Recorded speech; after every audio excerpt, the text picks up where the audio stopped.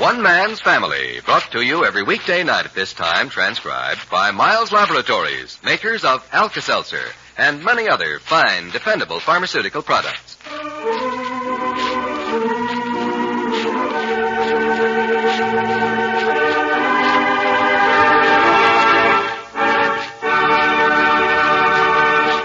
Overheard between Sharon Ann and Father Barbour in the library. Grandfather, when Cousin Teddy left Elwood, did she have to get permission from you or the police or anybody?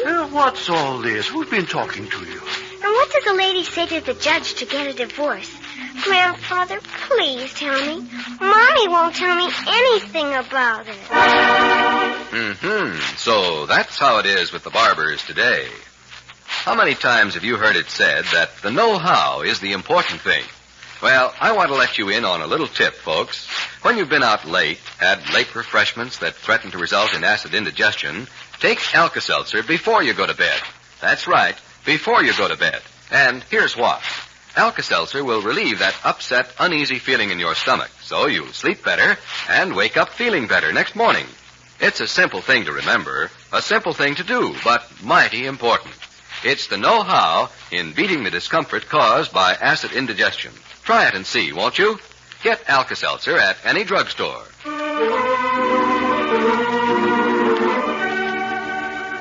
Chapter 7, Book 81. In the Barbour family, as a rule, it takes several days for news to move along the family grapevine until it reaches the children. But a shocking event like Teddy's decision to leave Elwood travels like fire along a fuse. It has come now to Jack's 6 little girls, a rumor half understood. It is late afternoon now, and Henry Barbour, coming into his library from his afternoon walk, finds one of Jack's daughters, Sharon Ann, the eldest, 8 years old, sitting in his big chair by the fire, thumbing idly through an old family album looking at photographs. Her interest, though Henry in his unhappiness is slow to realize it, is concentrated on childhood pictures of Paul's daughter, Teddy. You should have put on a sweater when you came over here, Sharon. It's chilly today.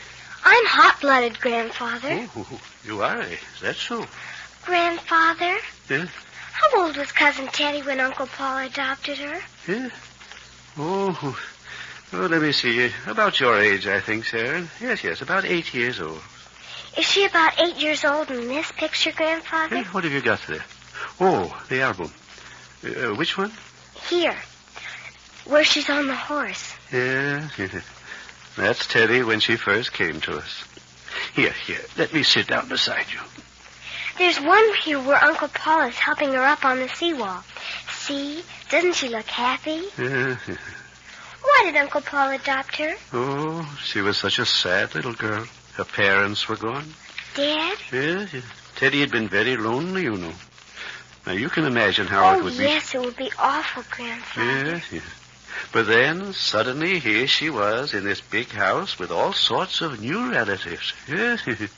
Oh, it was no time at all until she was a very gay little person. I remember one time your Uncle Paul took her to the stores, and they came home burdened with boxes and big wrapped packages. Oh, so many things.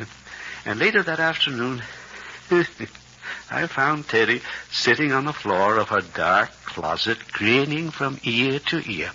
Just sitting there. She said she couldn't believe she had all those nice things, and she wanted to stay beside them, touching them, so she wouldn't wake up and find it was all a dream. Gee, she was pretty, too. Yeah. Teddy's always been a very, very pretty young lady. All my Barbour girls are pretty young ladies, eh? Oh, here's a picture of Teddy and your Uncle Paul taken in Golden Gate Park. She was 10 then, 10 or 11. Grandfather? And look at this one, with a waterfall behind them.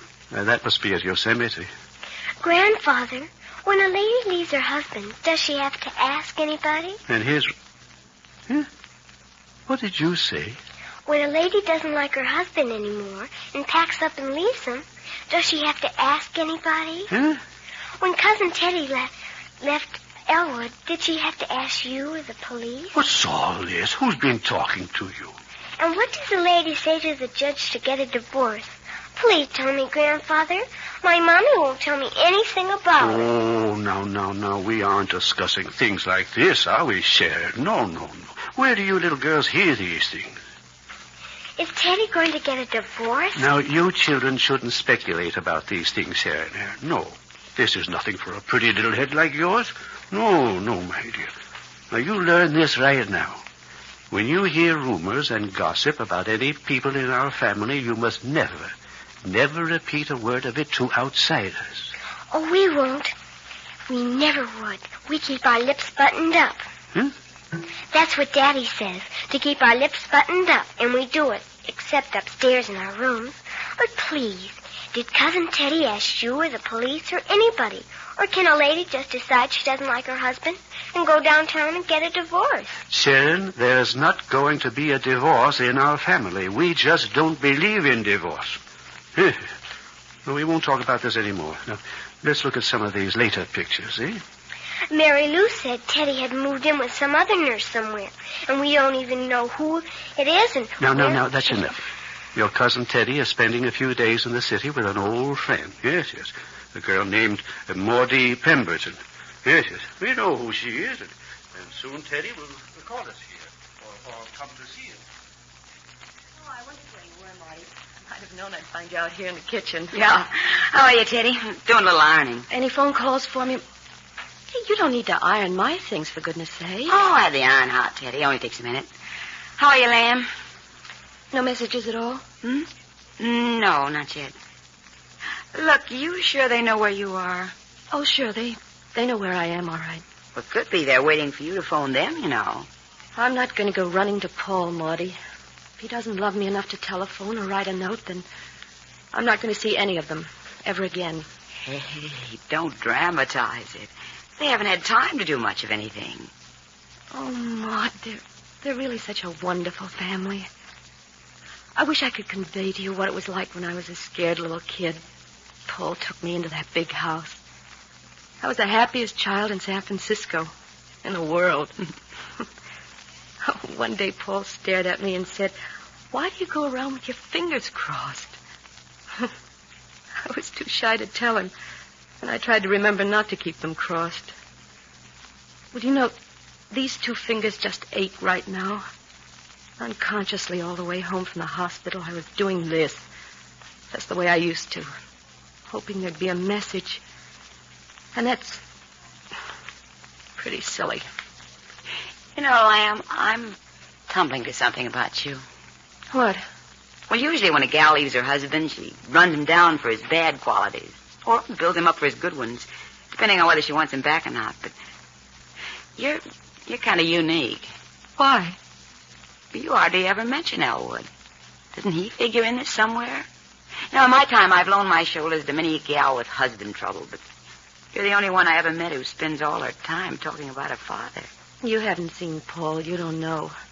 No, I haven't seen him, but I think if I passed him on the marina in the dark, I'd know who he was. He'd give off little flashes of light like a neon sign. Oh, Maudie, have I talked that much about him? Oh, don't think for a minute I'm bored, Lanny. The guy sounds pretty darn dashing.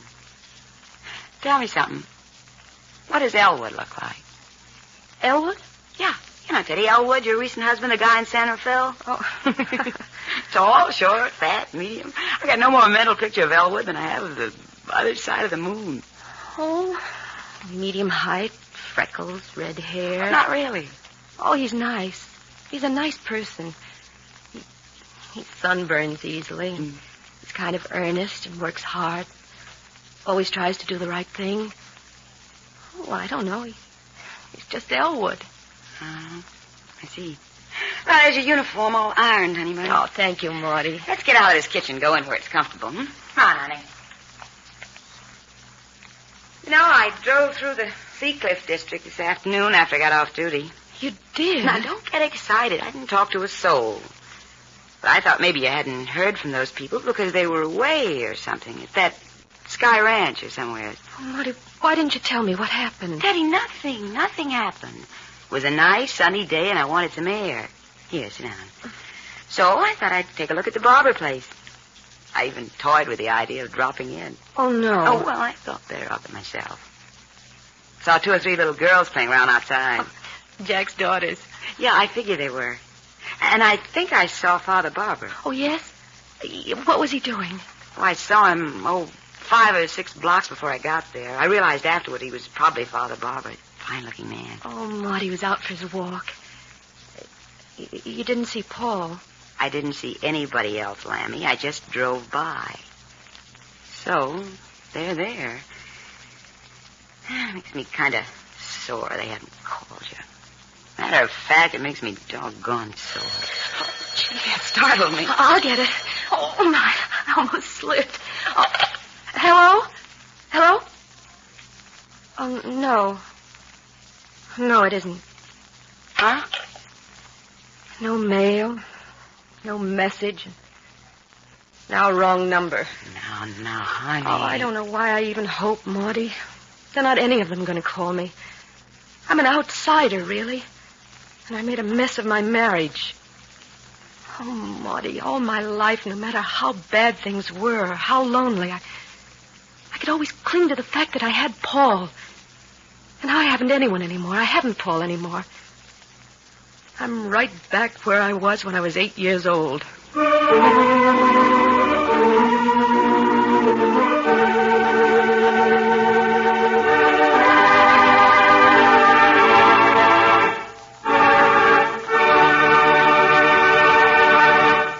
The Barbours will be back in just a moment.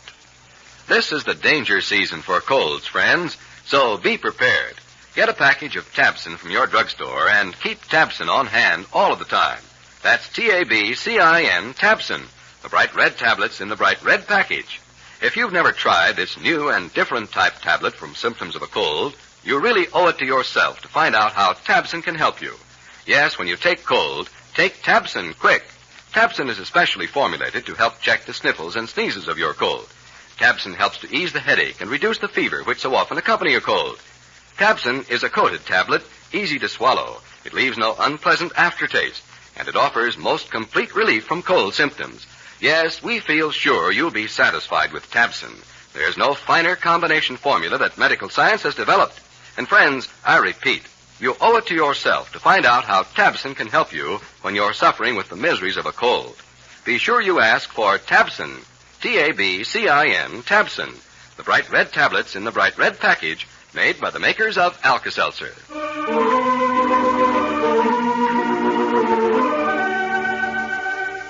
Here's the family again. What shall we do this evening, Teddy? Well, we could go for a drive, Maudie. Yeah. All right. Over around Sea Cliff, maybe.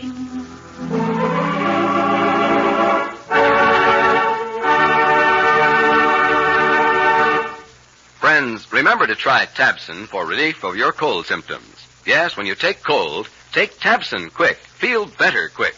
Tabcin, Tabsin, now at all drugstores. Tabsin relieves sniffles and sneezes, the watering and itching of the eyes and nose. But Tabsin does more. It can also relieve quickly and effectively the headache and fever which so often accompany a cold. That's Tabsin, Tabcin, for cold misery. The bright red tablets in the bright red package at all drugstores.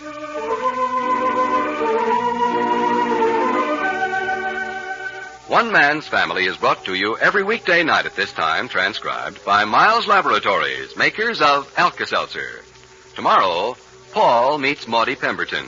Chapter 8, Book 81. This is a Carlton E. Morse production, directed by Michael Raffetto.